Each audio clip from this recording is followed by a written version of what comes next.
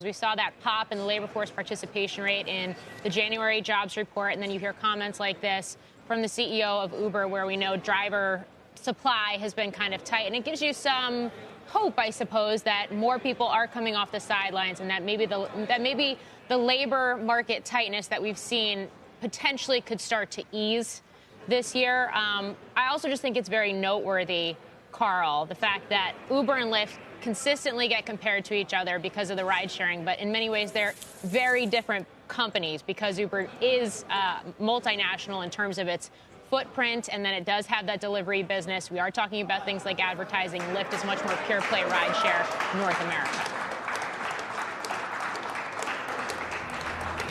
Yeah, we do have the opening bells right here. We have real-time CNBC real-time exchange. Here at the big board, it's Evans Bancorp doing the honors, and up at the Nasdaq, Rain Therapeutics, company focused on oncology therapeutics, and we are going to looks like click a little bit higher at the open right here. The big story, of course, yesterday was mostly in the bond market when yields really just took flight, and that has calmed down just a bit today.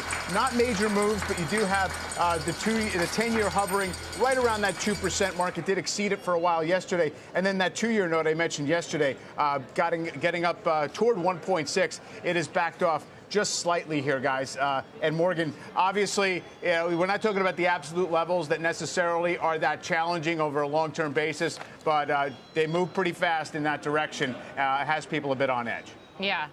That's right. And it's been the swiftness, to your point, it's been kind of the swiftness of the move. I would note gold as well is on pace for its best week since last November. So we have been seeing all of this gyration playing out amid these rate shifts this week. Just in terms of the major averages right now, we are starting in the green this morning with the S&P up fractionally. 45.11 is a level there. The Dow is up 25 points, so basically flat right now, and the Nasdaq is up about 0.25%, with most of the sectors in the S&P, Carl, in the green this morning, led higher by, again, energy.